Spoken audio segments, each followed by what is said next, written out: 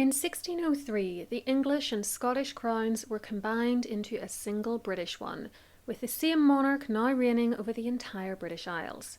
In today's video from History Calling, we're going to look at all the British monarchs from 1603 until the present day.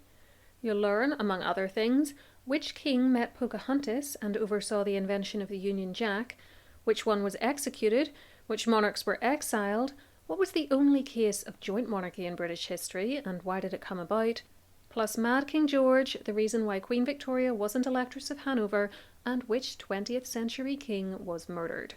There's lots to cover, so let's get to it.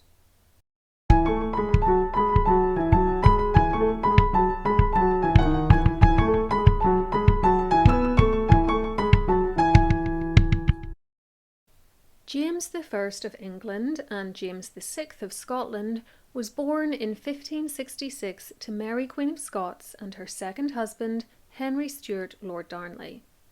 His accession to the English throne in 1603 after the death of Elizabeth I finally united the two countries in a regal union which holds to this day, and he reigned over the British Isles until 1625. He was in the unusual position of already being a monarch, though, when the last Tudor's crown came to him. Whilst he was still a baby, James's unpopular father was murdered by an unknown assailant and his mother was deposed. James therefore became King of Scotland at the age of 1. It was a difficult childhood, marred by the separation from his mother, fears of assassination that were so intense James wore padded clothing to protect himself, the murder of his first regent, his half-uncle, the Earl of Moray, the death of his next, his paternal grandfather, the Earl of Lennox, from injury sustained during a skirmish with Queen Mary's supporters at Stirling Castle, the death from rumoured poisoning of the third, the Earl of Mar, and the execution of the fourth, the Earl of Morton, in 1581, though James had already gained his majority by then. The king himself was also kidnapped at the age of 16 by the Earl of Gowrie. As I said, rough childhood. James married Anne of Denmark, but there have long been rumours that he was gay, given his very close relationships with the Duke of Buckingham and other men. Notable events in his English reign included his attempted assassination in the Gunpowder Plot of 1605, the introduction of the King James Bible, the creation of an early version of the Union Jack, and James's meeting with the real Pocahontas, later immortalised in a Disney movie. His oldest son, who would have been King Henry IX, died at the age of 18, and so upon James's death, the crown went to his second boy. Charles I was born in Scotland in 1600 and reigned over Britain from 1625 until 1649. A great lover of the arts, who amassed an incredible collection of paintings, he married Henrietta Maria of France. Without doubt, though, the most famous thing about his reign is the way it ended. A strong believer in the divine right of kings, and seen as very sympathetic to Catholics in an age when Puritanism was on the rise, Charles alienated his parliament by ruling without them for 11 years, and ultimately civil war broke out across the islands in 1642, as the two sides clashed basically over the king's powers. It lasted for 7 years, or at least the part of it involving the king did. I am having to massively simplify a very complicated situation here. And by the end of it, Charles and 2 of his younger children were in captivity, while his queen and elder children were in exile on the continent, or in the case of his daughter Mary, married into the Dutch House of Orange. Charles was executed on charges of being a tyrant and a traitor at Banqueting House in London on the 30th of January, 1649. Though his eldest son declared himself Charles II immediately, the history books do not recognise that reign as beginning until England was back under the control of the next Stuart. Instead, the time between the death of Charles I and the restoration of the monarchy is referred to as the interregnum, and the islands were at least nominally under the control of the Lord Protector Oliver Cromwell. In reality, there were lots of revolts in Scotland and Ireland in particular. Cromwell died in 1658, and less than 2 years later, the Republican experiment had disintegrated and the monarchy was back. Charles II was born in 1630, and if we take his reign from the time he obtained the throne in England, then he ruled from 1660 until 1685. He spent part of his formative years fighting alongside his father in the Civil Wars, before going into exile in France in 1646. He did travel to Scotland, where he was crowned in 1651, and entered England that year to try to regain his throne there too. But this attempt failed, and after a hair-raising flight through the country for 6 weeks, which included one notorious day when he hit up an oak tree, he managed to evade Cromwell's men and get back to France, where he lived in near poverty. He had also had an illegitimate son in 1649 called James Crofts, aka James Scott, later the Duke of Monmouth, and Monmouth and his supporters would eventually say, with no evidence, that he'd married the boy's mother, Lucy Walter. This pseudo-marriage, which Charles always flatly denied had taken place, would become important during his brother's reign. But for now, let's stick with Charles. After his restoration, he married the Catholic Catherine of Braganza, but the couple had no children, though Charles had a great many of them by his numerous mistresses. His reign included the Great Plague of 1665 and the Great Fire of London the following year, in which the king personally directed the firefighting efforts. Charismatic and charming, he presided over a fairly debauched court that stood in stark contrast to the Puritan era and was known as the Merry Monarch, though he was actually a pretty shrewd operator. He successfully defended his Catholic brother James's right to succeed to the throne in the face of considerable opposition from Parliament and died in 1685. James II was born in 1633 and reigned from 1685 to 1688. Like his father, he had the misfortune to lose his throne. Unlike his father, he did not also lose his head. Having largely grown up in France, he made a scandalous first marriage to his pregnant mistress, Lady Anne Hyde, by whom he had 2 surviving daughters called Mary and Anne, who were raised as Protestants on the instructions of their uncle Charles II. Their mother died in 1671, and James remarried to the Italian princess Mary of Modena. His open Catholicism made him unpopular in the 1680s, and there were attempts to block him from the throne, which, as I've said, failed in the face of his brother Charles's support of him. When he inherited the crown, his illegitimate nephew, the Duke of Monmouth, tried to seize it from him, claiming to be the true-born son of Charles II. But James quickly defeated him and had Monmouth executed, which happened to a lot of the Stuart family, to be honest, and buried in the chapel of St. Peter at Vincula, where Henry VIII liked to have the wives he was done with dumped as well. He also pursued measures of toleration for Catholics, but as his Protestant daughter was his heiress presumptive, he initially managed to get away with that. What really spooked his parliament and other enemies, though, including his daughters, was when his wife finally produced a legitimate male heir in June 1688, and there were immediate attempts to discredit the birth of the new Prince of Wales. By that December, James had been deposed in favour of his eldest daughter and her husband/cousin William of Orange, and after being captured and basically allowed to escape, he went to France, where his wife and son were already sheltering. Despite attempts to get his throne back, most notably in Ireland in 1690, James never succeeded. He lived out the rest of his days in exile at Saint-Germain-en-Laye and died in 1701. He and his descendants from his second marriage, plus their supporters, were known as the Jacobites, from the Latin Jacobus meaning James, and would prove to be a thorn in the side of the kings and queens of Britain for the next century. The deposition of James II led to a unique situation in British history, a joint monarchy. The person with the best blood claim, after James and his son were discounted, was his daughter Mary, but she wouldn't take the throne unless her husband was made king too, and he wouldn't continue to fight off James and let Mary rule unless he was king too, so they ruled together, though executive power was vested in William. William was born in 1650 in the Netherlands. Mary was born in 1662 in England. Together they reigned from 1689 until 1694, when Mary died of smallpox. Then William carried on without her until his own death in 1702. Their accession effectively brought the succession to the crown under parliamentary control, with male primogeniture now being preferred but evidently not required. Their reign was marked by the passage of the Bill of Rights, which reduced monarchical power, and by the attempts of James II to get his throne back. William was an excellent soldier who won the Battle of the Boyne in 1690, while Mary was more homely and enjoyed sewing and gardening, though she worked as an effective queen regnant when William was out of the country. They had no children together, and the Act of Settlement of 1701 stipulated that the crown would go first to Mary's sister Anne and her descendants, then to the Protestant descendants of James I's daughter, Elizabeth of Bohemia. Queen Anne was born in 1665 and ruled from 1702 to 1714. She was kindly and shy, but not an inspiring figure.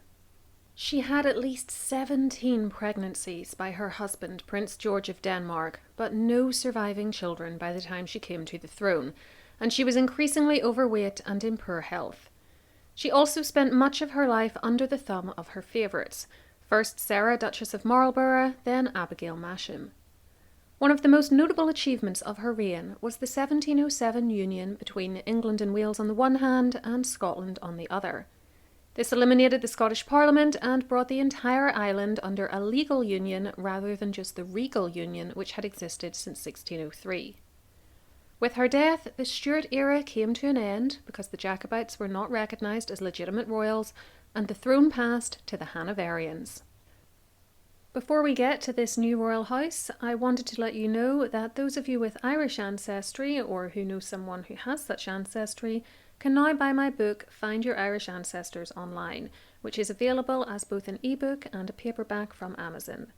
It's a directory of hundreds of websites which provide certificates, transcripts, photographs and other information that can help you build out your Irish family tree, learn your family stories so that your ancestors feel like three-dimensional people and feel better connected to your past. The websites are graded on a simple star system to tell you which ones are the best, and the book will also share with you which ones are free, and many of them are, plus provide tips on how best to use them. So whether you're a seasoned genealogist or you just want a new hobby, if you have Irish ancestry, I urge you to check this out. There's a link for it in the description box below. George I was born in Hanover in 1660 and ruled Britain from 1714 until 1727. Prior to inheriting that crown, he had already become the Elector of Hanover and divorced and locked up his wife/cousin, Sophia Dorothea of Celle, due to her extramarital affair. Her lover was mysteriously murdered. He didn't speak much English, had a lousy relationship with his eldest son, and a live-in mistress and possible morganatic wife with the very long name Erengard Melusina von der Schulenburg. He saw off a Jacobite rebellion led by James II's son, who called himself James III in 1715, and died during one of his numerous trips back to Hanover. George II was born in 1683 in Hanover and reigned from 1727 until 1760.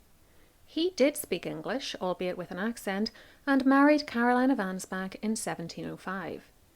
He was the last King of England, or Britain and Ireland for that matter, to lead his troops in battle, which he did in 1743 at the Battle of Dettingen, which George's side won.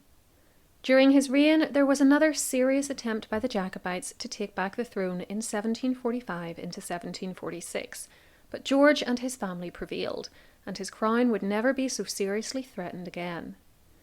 Chronically unfaithful, he nevertheless loved his wife, and as she lay dying in 1737, he promised her he'd never remarry, only have mistresses. Now that's romance, ladies. The pair hated their eldest son, Prince Frederick, with a vengeance, but George was spared from having to leave the throne to him when Frederick died before his father in 1751. George was the last British monarch to be interred in Westminster Abbey.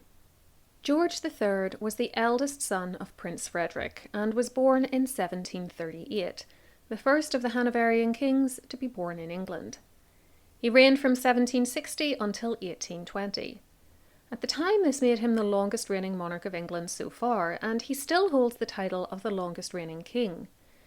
George is remembered for being the sovereign who lost the American colonies, for being the first monarch of the United Kingdom, formed after the union of Great Britain and Ireland in 1801, and for the fact that he sired 15 children with his wife Charlotte of Mecklenburg-Strelitz, of whom 13 survived to adulthood. Despite this impressive record, the pair did such a terrible job of getting spouses for these kids that at the end of 1817 they had no legitimate grandchildren, nearly causing a succession crisis.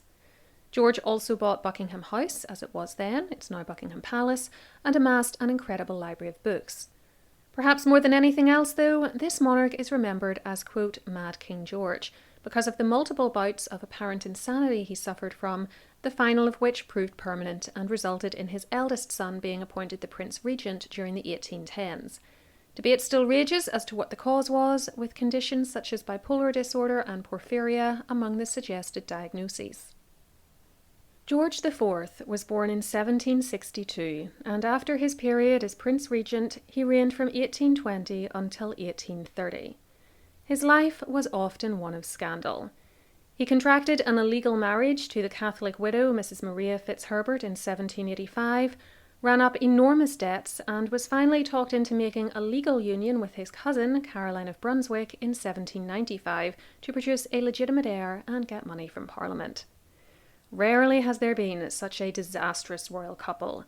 They hated each other and apparently only slept together on the wedding night and or perhaps the morning after, but that happened to be enough to get Caroline pregnant, and a daughter, Princess Charlotte, was born 9 months later. The Prince and Princess of Wales soon split up for good, though George was unable to obtain his much-desired divorce, and Charlotte ultimately died in childbirth along with her son in 1817. When George became king in 1820, he refused to allow Caroline to be crowned queen, and she died shortly afterwards. He did not remarry, and his bachelor brothers had to take wives very quickly to try to provide a new heir to the throne. William IV was born in 1765 and was the third son of George III. After the death of his oldest brother, and his other big brother was already deceased, William ruled from 1830 until 1837. A long-standing affair with Anglo-Irish actress Dorothy Jordan resulted in at least 10 children, but the pair went their separate ways in 1811. When his niece, Princess Charlotte, died, he finally made a respectable marriage to Adelaide of Saxe-Meiningen, in hopes of having a legitimate child. Sadly, none of their offspring lived more than a few months. William detested the Duchess of Kent, who was the widow of his younger brother Edward and mother of his heiress presumptive, Princess Victoria, and he was determined to live long enough for Victoria to see her 18th birthday, so that a regency under her mother could be averted. He obtained his goal, dying just a few weeks after the girl obtained her majority. Queen Victoria was born in 1819 and would rule from 1837 until 1901, making her the longest reigning monarch up to that point and someone who gave her name to an age. It's hard to sum up such a long tenure on the throne, but some of the most notable achievements and events included her famous love match with her cousin Prince Albert, which produced 9 children before his early death, leaving her heartbroken and in mourning for the rest of her life, the Industrial Revolution, over which she presided, the popularization of photography, which had only recently been invented — Victoria is the first monarch of whom we have photos, the solidification of the British Empire, the fact that she was made Empress of India, which more than offset the fact that as a woman she wasn't allowed to become Electress of Hanover, and her later role as Grandmother of Europe after her children began marrying into its royal families. Famously petite, stubborn, and difficult to deal with much of the time, not least for her children, she also had a couple of scandalously close friendships with other men after Albert's death, specifically the Scot John Brown — there's even a long-standing rumour that they married — and her Indian servant Abdul Karim. Victoria went out in style at the age of 81 by having her coffin stuffed with family mementos and proving that you can in fact take it with you if you happen to be the Queen. With her death, the Hanoverian dynasty ended, as her children were, like Albert, of the House of Saxe-Coburg-Gotha. Edward VII, known as Bertie in the family, was born in 1841 in Buckingham Palace and reigned from 1901 to 1910, having had to wait most of his life for his mother to die. Although Victoria had more or less detested him, viewing him as lazy and stupid, and he'd caused numerous scandals with his womanizing and running up of debts, he was charming, fashionable, popular, and in fact turned out to be rather good at the job of king, notably encouraging the Entente Cordiale alliance with France in 1904. He married Princess Alexandra of Denmark, outlived his oldest son, Prince Albert Victor, and one of his later mistresses was the mother of one of Queen Camilla's grandmothers, while he may have been the father. He was the only monarch who reigned entirely as a Saxe-Coburg-Gotha. George V was born in 1865 and reigned from 1910 until 1936. He married his older brother's fiancée, Mary of Teck, after Albert Victor's death, and together they had 6 surviving children, one of whom was Prince John, who was kept from public view due to health problems including epilepsy and died at the age of 13. Undoubtedly, the most momentous thing about George's reign was World War I, from 1914 to 1918, and his decision to distance himself from his German roots and family members in 1917 by changing the royal family surname to the thoroughly English-sounding Windsor. He witnessed the downfalls of his cousins, the Tsar of Russia and the Kaiser of Germany, saw the partition of Ireland in 1922, instituted Sandringham time, the royals' own personal time zone on the Sandringham estate, inaugurated the famous Royal Christmas broadcast, and is the last known victim of regicide, which you can hear all about in my video on how his doctor technically murdered him in order to make the morning papers. It sounds like I'm making that up, but I'm really not. Edward VIII was born in 1894 and ruled for only 10 months from January to December 1936, one of the briefest reigns on the list. Handsome and charming, he had very much wanted to fight in World War I despite the risks, and was also a known womanizer. In fact, it was his penchant for other men's wives that ultimately led to his downfall. His entire reign was overshadowed by the looming abdication crisis, as he insisted that, despite being the head of the Church of England, he be allowed to marry his mistress, the twice-divorced American Wallis Simpson. When it became clear to him that this would not be possible whilst king, he gave up the throne, married Wallis, and stayed with her until his death in 1972, living in exile with occasional trips back to England and known as the Duke of Windsor. Personally, I think this was probably for the best, as the guy was a known Nazi sympathiser who visited and was photographed with Hitler. George VI was born in 1895, on the anniversary of the death of his great-grandfather and namesake, the Prince Consort, and reigned from 1936 until 1952. Called Bertie by his family, the Duke of York, as he was before he came to the throne, suffered with a bad stutter, and he had never wanted to be monarch. In fact, he broke down crying in front of his mother, Mary of Teck, when he realised he'd have to take on the job. He proved to be excellent at it, though. With his wife, the Scottish Lady Elizabeth Bowes-Lyon, and their 2 daughters, Princesses Elizabeth and Margaret, he saw the country through World War II and gained enormous popularity, especially for staying in London even after he and the Queen were nearly killed in a bomb strike on Buckingham Palace. A long-time smoker, he died tragically young of lung cancer. Elizabeth II was born in 1926 and reigned from 1952 until 2022, making her the longest reigning monarch in English, Scottish or British history, and the only one to have had a platinum jubilee. Like her father and grandfather, she was not born to be queen and only became heiress presumptive in 1936. She married a distant cousin, Prince Philip of Greece, later Duke of Edinburgh, in 1947, and together they had 4 children. On her 21st birthday, by which point it was clear she would not be ousted by a younger brother, she promised to dedicate her whole life to her people.